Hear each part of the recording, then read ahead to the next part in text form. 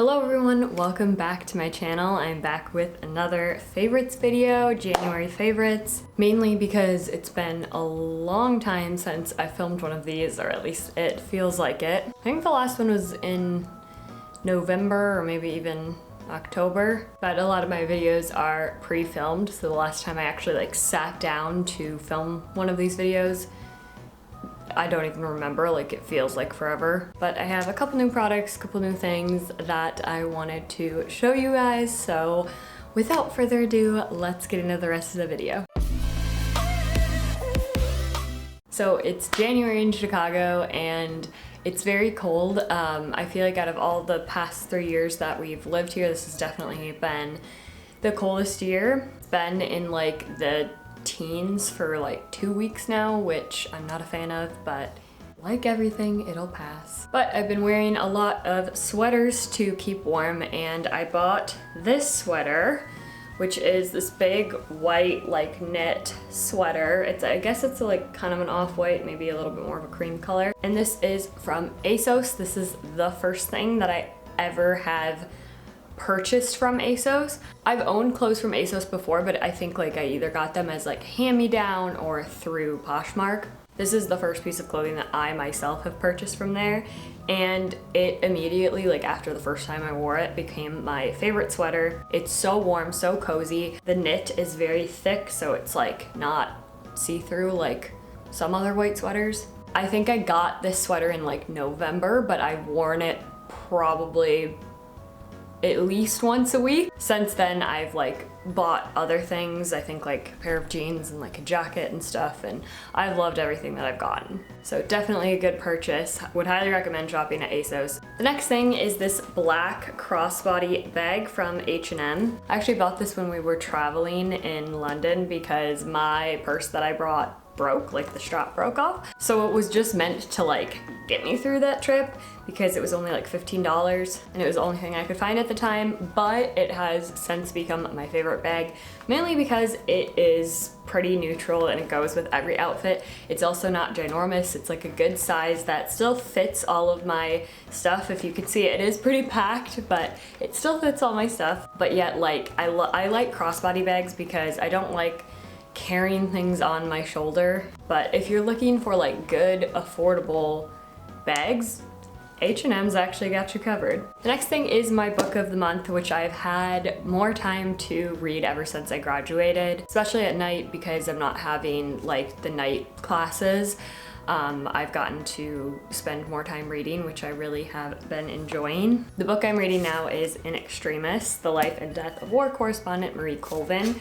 It's written by Lindsay Hilsum. For those of you who don't know, Marie Colvin was a very famous journalist who covered a lot of war story and just kind of the horrific truths that some of these wars actually entailed. So there are pretty heavy graphic descriptions in the book, but it's also, it's like a biography, so it's a lot of her personal life as well, and dealing with the trauma, which I think is interesting for me from a mental health perspective. I also in the past year have gotten a lot more interested in humanitarian aid work, and I think this book gives good insight into that. I'm a little over halfway done with the book, if you can see my bookmark there, so I haven't gotten all the way through it, but so far it's such a good book. It's definitely more of an intense read, but it is very enlightening, so I would definitely recommend reading it. The next thing, which you may have heard me talk about in some of my more recent makeup tutorials, is the NYX Marshmallow Primer.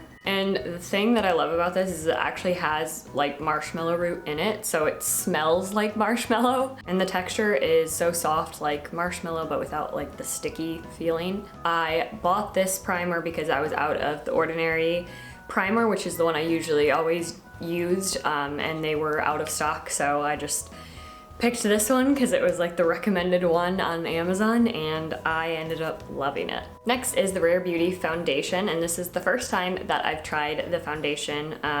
This one's in 300C, and prior to using this I was mainly using the MAC Studio Fix foundation, but I was trying to find one that I liked that was still affordable but also more of a clean, cruelty-free product, like all of that stuff. And I do quite like this one. I would say I still like the overall feeling of how the MAC foundation goes on my face better. I do have very dry skin, and I think that that one just adds a lot more moisture to my face than this one does. Also, I feel like it's definitely more of a full coverage, where this is more of like light to medium coverage. But it's been okay because my skin, knock on wood, has actually not been that problematic lately, so this has done the job. The only complaint I would have is it's not as moisturizing as some other foundations that I've tried.